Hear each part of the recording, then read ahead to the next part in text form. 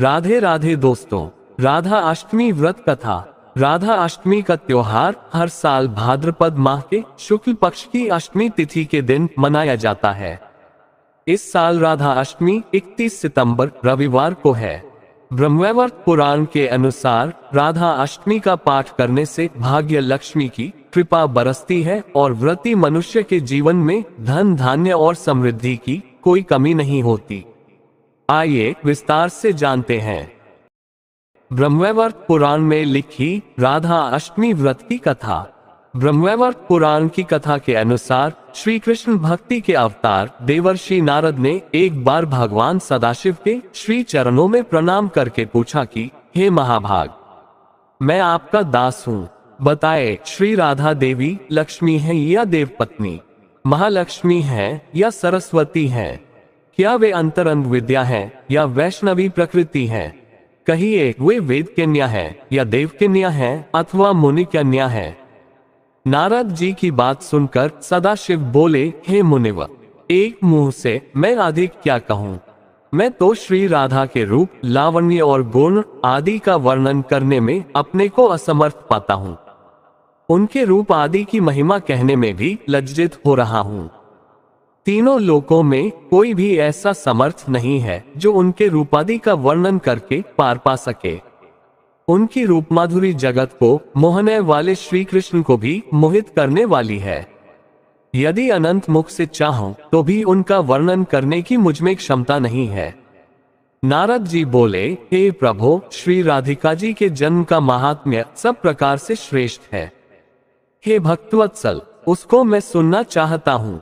हे महाभाग, सब व्रतों में श्रेष्ठ व्रत श्री राधाष्टमी के विषय में मुझको सुनाए।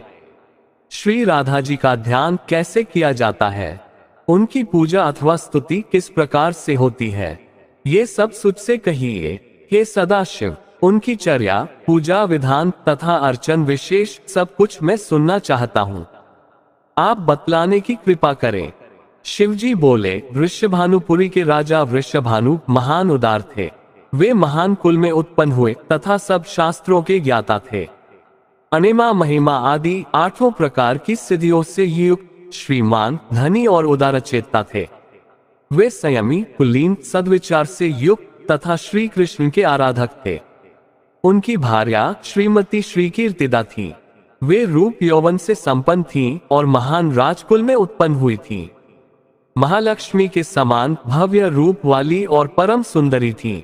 वे सर्ववेद्याओं और गुणों से युक्त कृष्ण स्वरूपा तथा महापतिव्रता थी।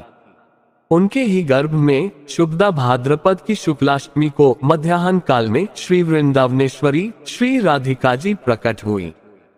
हे महाभाग, अब मुझसे श्री राधाजन महोत्सव में जो भजन पूजन अनुष्ठान आदि कर्तव्य हैं उन्हें सुनिए। सदा श्री राधा जन्माष्टमी के दिन व्रत रखकर उनकी पूजा करनी चाहिए।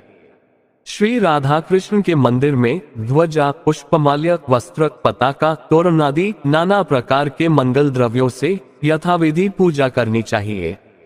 स्तुति पूर्वक सुवासित गंध, पुष्प, धूपादि से सुगंधित करके उस मंदिर के बीच में 5 रंग के चूर्ण से मंडप बनाकर उसके भीतर षोडश दल के आकार का कमल यंत्र बनाए।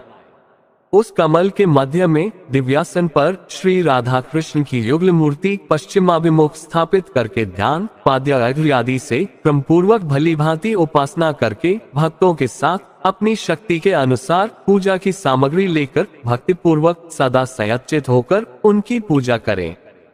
तो दोस्तों, राधा अष्टमी व्रत की कथा आपको कैसी लगी हमें कमेंट बॉक्स में लिखकर जरूर बताएं। और अगर आप हमारे चैनल पर नए हो तो चैनल को सब्सक्राइब अवश्य कर ले और वीडियो को अपने दोस्तों व परिवार वालों को भी जरूर शेयर करें। और आज की हमारी यह वीडियो देखने के लिए आपका दिल से बहुत बहुत धन्यवाद। बोलो जय श्री कृष्ण, राधे राधे।